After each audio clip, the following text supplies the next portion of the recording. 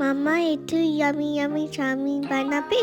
ওকে মাম্মা, তাহলে চল আজকে বানাই এগ প্রন চাউমিন, কেমন? মাম্মা নিয়েছে বড় নুডলস। হ্যাঁ, আমি প্রথমে এখানে চাউমিনটাকে সেদ্ধ করে নিয়েছি সাদা তেল দিয়ে। আর নিয়েছে প্রনস। এখানে চিংড়ি মাছটাকে হলুদ, নুন আর শুকনো লঙ্কা গুঁড়ো দিয়ে ম্যারিনেট করে নিয়েছি।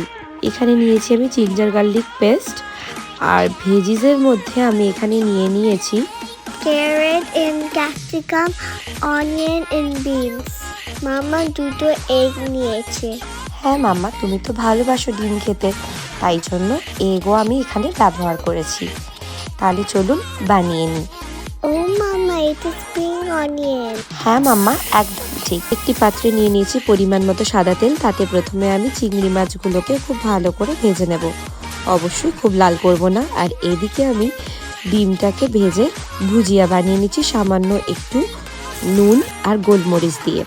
আমার চিংড়ি মাছটা অলমোস্ট ভাজা হয়ে গেছে, আর ডিমটাও দেখুন ভাজা হয়ে এসেছে। এরপর ওই চিংড়ি মাছ ভাজা তেলের মধ্যেই দিয়ে দেব ভেজিসগুলো। এই ভেজিসগুলোকে এবার খুব ভালো করে ভেজে নেব। আপনারা আপনাদের পছন্দ মতো ভেজিটেবলস ব্যবহার করতে পারেন, আপনাদের যা যা পছন্দ। আমার বাড়িতে যা ছিল আমি তাই দিয়েছি। এরপর দিয়ে দিয়েছি আদা রসুনের পেস্টটা সামান্য পরিমাণে। তারপর নেড়েচেড়ে ভালো করে কষিয়ে নিয়েছি, দিয়ে দিয়েছি পেঁয়াজ কুচি। তারপর আবার ভালো করে নেড়েচেড়ে ভেজে নেব আমি, তবে খুব একটা নরম করে ভাজবো না। সবজিগুলো একটু ক্রাঞ্চি থাকলে চাউমিনে খেতে বেশ ভালো লাগে।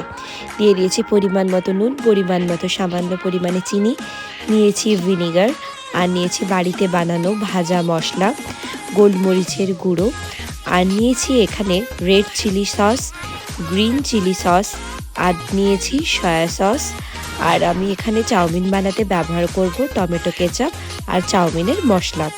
এরপর ভালো করে সবজিগুলোকে নেড়েচেড়ে আবার মিশিয়ে নিয়েছি। দিয়েছি পরিমাণ মতো সয়া সস। সয়া সস দেওয়ার পর দিয়ে দিয়েছি সামান্য পরিমাণে ভিনিগার, এবং তারপর আবার নেড়েচেড়ে মিশিয়ে নিয়েছি।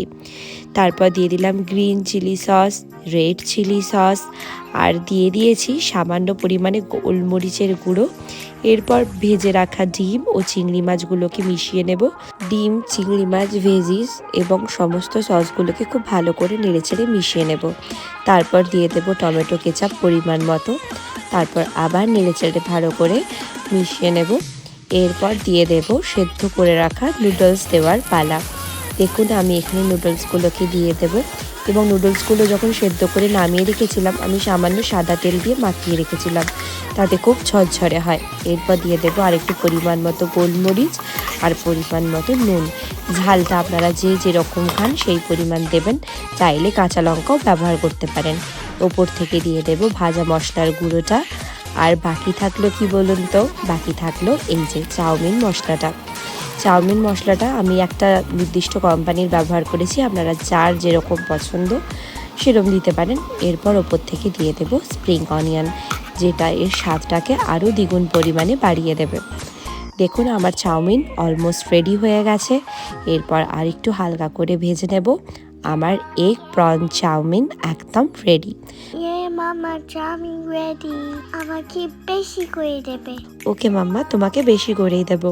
কেমন লাগলো আজকের এই ভিডিওটি জানাতে ভুলবেন না। ভালো থাকবেন সবাই, আনন্দে থাকবেন। আবার দেখা হবে অন্য কোনো ব্লগে।